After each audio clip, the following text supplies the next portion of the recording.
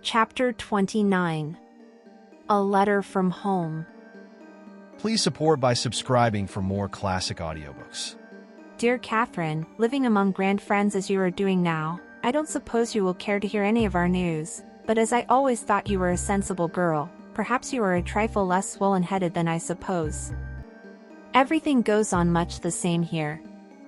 There was great trouble about the new curate, who is scandalously high. In my view, he is neither more nor less than a Roman. Everybody has spoken to the vicar about it, but you know what the vicar is, all Christian charity and no proper spirit. I have had a lot of trouble with maids lately. That girl Annie was no good, skirts up to her knees and wouldn't wear sensible woolen stockings. Not one of them can bear being spoken to. I have had a lot of pain with my rheumatism one way and another, and Dr. Harris persuaded me to go and see a London specialist, a waste of 3 guineas and a railway fare, as I told him, but by waiting until Wednesday I managed to get a cheap return. The London doctor pulled a long face and talked all round about and never straight out, until I said to him, I'm a plain woman, doctor, and I like things to be plainly stated. Is it cancer, or is it not? And then, of course, he had to say it was. They say a year with care, and not too much pain, though I'm sure I can bear pain as well as any other Christian woman. Life seems rather lonely at times, with most of my friends dead or gone before. I wish you were in St. Mary Mead, my dear, and that is a fact. If you hadn't come into this money and gone off into grand society, I would have offered you double the salary poor Jane gave you to come and look after me. But there's no good wanting what we can't get. However, if things should go ill with you, and that is always possible. I have heard no end of tales of bogus noblemen marrying girls and getting hold of their money and then leaving them at the church door. I dare say you are too sensible for anything of the kind to happen to you, but one never knows, and never having had much attention of any kind it might easily go to your head now. So just in case, my dear, remember there is always a home for you here, and though a plain-spoken woman I am a warm-hearted one too, your affectionate old friend, Amelia Viner. P.S. I saw a mention of you in the paper with your cousin, Viscountess Tamplin, and I cut it out and put it with my cuttings. I prayed for you on Sunday that you might be kept from pride and vainglory. Catherine read this characteristic epistle through twice, then she laid it down and stared out of her bedroom window across the blue waters of the Mediterranean. She felt a curious lump in her throat. A sudden wave of longing for St. Mary Mead swept over her. So full of familiar, everyday, stupid little things, and yet, home. She felt very inclined to lay her head down on her arms and indulge in a real good cry. Lennox, coming in at the moment, saved her. Hello, Catherine, said Lennox. I say, what is the matter? Nothing, said Catherine, grabbing up Miss Viner's letter and thrusting it into her handbag. You looked rather queer, said Lennox. I say, I hope you don't mind. I rang up your detective friend, Monsieur Poirot, and asked him to lunch with us in Nice. I said you wanted to see him, as I thought he might not come for me. Did you want to see him then? Asked Catherine. Yes, said Lennox. I have rather lost my heart to him. I never met a man before whose eyes were really green like a cat's. All right, said Catherine. She spoke listlessly. The last few days had been trying. Derek Cattering's arrest had been the topic of the hour, and the blue train mystery had been thrashed out from every conceivable standpoint. I have ordered the car, said Lennox. And I have told Mother some lie or other. Unfortunately, I can't remember exactly what, but it won't matter, as she never remembers. If she knew where we were going, she would want to come too, to pump Monsieur Poirot. The 2 girls arrived at the Negresco to find Poirot waiting. He was full of Gallic politeness, and showered so many compliments upon the 2 girls that they were soon helpless with laughter, yet for all that the meal was not a gay one. Catherine was dreamy and distracted, and Lennox made bursts of conversation, interspersed by silences. As they were sitting on the terrace sipping their coffee, she suddenly attacked Poirot bluntly. How are things going? You know what I mean. Poirot shrugged his shoulders. They take their course. he said. And you are just letting them take their course. He looked at Lennox a little sadly.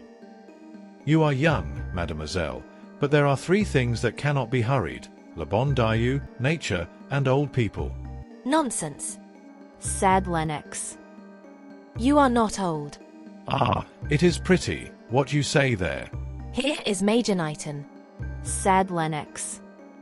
Catherine looked round quickly and then turned back again. He is with Mr. Van Alden, continued Lennox. There is something I want to ask Major Knighton about. I won't be a minute. Left alone together, Poirot bent forward and murmured to Catherine. You are distrait, mademoiselle. Your thoughts, they are far away, are they not? Just as far as England, no farther. Guided by a sudden impulse, she took the letter she had received that morning and handed it across to him to read. That is the first word that has come to me from my old life. Somehow or other, it hurts. He read it through and then handed it back to her. So you are going back to St. Mary Mead? He said. No, I am not, said Catherine. Why should I? Ah, said Poirot. it is my mistake. You will excuse me one little minute. He strolled across to where Lennox Tamplin was talking to Van Alden and Knighton. The American looked old and haggard. He greeted Poirot with a curt nod but without any other sign of animation. As he turned to reply to some observation made by Lennox, Poirot drew Knighton aside. Monsieur Van Alden looks ill. He said. Do you wonder? Asked Knighton. The scandal of Derek Kettering's arrest has about put the lid on things, as far as he is concerned. He is even regretting that he asked you to find out the truth. He should go back to England, said Poirot. We are going the day after tomorrow. That is good news, said Poirot. He hesitated and looked across the terrace to where Catherine was sitting. I wish, he murmured, that you could tell Miss Grey that. Tell her what? That you. I mean that Monsieur Van Alden is returning to England. Knighton looked a little puzzled, but he readily crossed the terrace and joined Catherine. Poirot saw him go with a satisfied nod of the head, and then joined Lennox and the American. After a minute or two they joined the others. Conversation was general for a few minutes, then the millionaire and his secretary departed. Poirot also prepared to take his departure. 1,000 thanks for your hospitality, mademoiselle. He cried. It has been a most charming luncheon. Ma effer, I needed it. He swelled out his chest and thumped it. I am now a lion, a giant. Ah, Mademoiselle Catherine, you have not seen me as I can be. You have seen the gentle, the calm Hercule Poirot, but there is another Hercule Poirot. I go now to bully, to threaten, to strike terror into the hearts of those who listen to me. He looked at them in a self-satisfied way, and they both appeared to be duly impressed, though Lennox was biting her underlip, and the corners of Catherine's mouth had a suspicious twitch. And I shall do it, he said gravely. Oh yes, I shall succeed. He had gone but a few steps when Catherine's voice made him turn. Monsieur Poirot, I want to tell you. I think you were quite right in what you said. I am going back to England almost immediately. Poirot stared at her very hard, and under the directness of his scrutiny she blushed. I see, he said gravely. I don't believe you do, said Catherine. I know more than you think, mademoiselle, he said quietly. He left her, with an odd little smile upon his lips. Entering a waiting car, he drove to Antibes. Hippolyte, the Comte de la Roche's wooden-faced manservant, was busy at the Villa Marina polishing his master's beautiful cut table glass. The Comte de la Roche himself had gone to Monte Carlo for the day. Chancing to look out of the window, Hippolyte espied a visitor walking briskly up to the hall door, a visitor of so uncommon a type that Hippolyte, experienced as he was, had some difficulty in placing him. Calling to his wife, Marie, who was busy in the kitchen, he drew her attention to what he called CE-type law. It is not the police again? Said Marie anxiously. Look for yourself. Said Hippolyte. Marie looked. Certainly not the police. She declared. Yeah, I'm glad. They have not really worried us much. Said Hippolyte. In fact, before Monsieur le Comte's warning, he should never have guessed that stranger at the wine shop to be what he was. The hall bell pealed and Hippolyte, in a grave and decorous manner, went to open the door. Monsieur le Comte, I regret to say, is not at home. The little man with the large mustaches beamed placidly. I know that. He replied. You are Hippolyte Flavel, are you not? Yes, monsieur, that is my name. And you have a wife, Marie Flavel. Yes, monsieur, but... I desire to see you both. Said the stranger, and he stepped nimbly past Hippolyte into the hall. Your wife is doubtless in the kitchen. He said. I will go there. Before Hippolyte could recover his breath, the other had selected the right door at the back of the hall and passed along the passage and into the kitchen, where Marie paused open-mouthed to stare at him. Voila. Said the stranger, and sank into a wooden armchair. I am Hercule Poirot. Yes, monsieur. You do not know the name? You have never heard it? Said Hippolyte. Permit me to say that you have been badly educated. It is the name of one of the great ones of this world. He sighed and folded his hands across his chest. Hippolyte and Marie were staring at him uneasily. They were at a loss what to make of this unexpected and extremely strange visitor. Monsieur Désiré. Murmured Hippolyte mechanically. I desire to know why you have lied to the police. Monsieur. Cried Hippolyte. He lied to the police? Never have he done such a thing. Monsieur Poirot shook his head. You are wrong. He said. You have done it on several occasions. Let me see. He took a small notebook from his pocket and consulted it.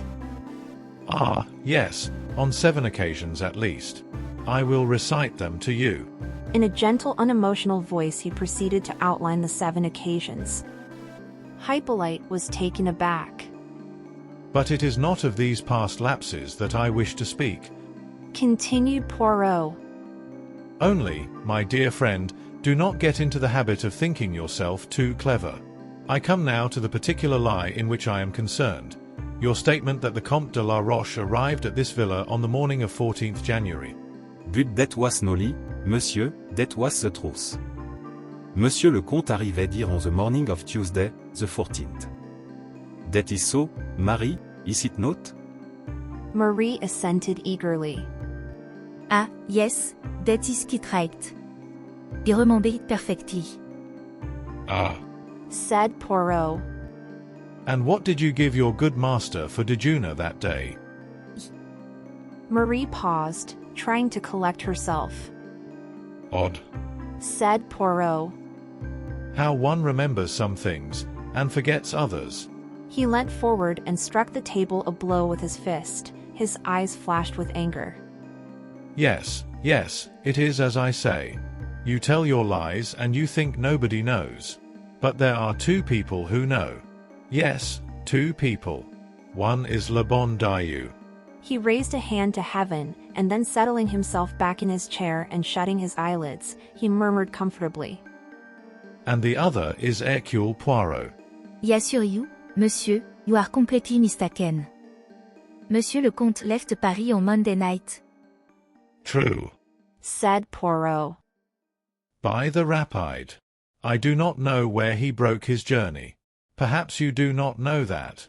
What I do know is that he arrived here on Wednesday morning, and not on Tuesday morning. Monsieur is mistaken. Said Marie stolidly. Poirot rose to his feet. Then the law must take its course. He murmured. A pity. What do you mean, monsieur? asked Marie, with a shade of uneasiness. You will be arrested and held as accomplices concerned in the murder of Mrs. Kettering, the English lady who was killed. Murder? The man's face had gone chalk white, his knees knocked together. Marie dropped the rolling pin and began to weep. Bêtitis impossible. Impossible. Ituct. Since you stick to your story, there is nothing to be said. I think you are both foolish. He was turning towards the door when an agitated voice arrested him. Monsieur, just a little moment. He had no idea that it was anything of this kind. If he thought it was just a matter concerning a lady. There have been little awkwardness with the police over ladies before. But murder, that is very different. I have no patience with you, cried Poirot. He turned round on them and angrily shook his fist in Hippolyte's face.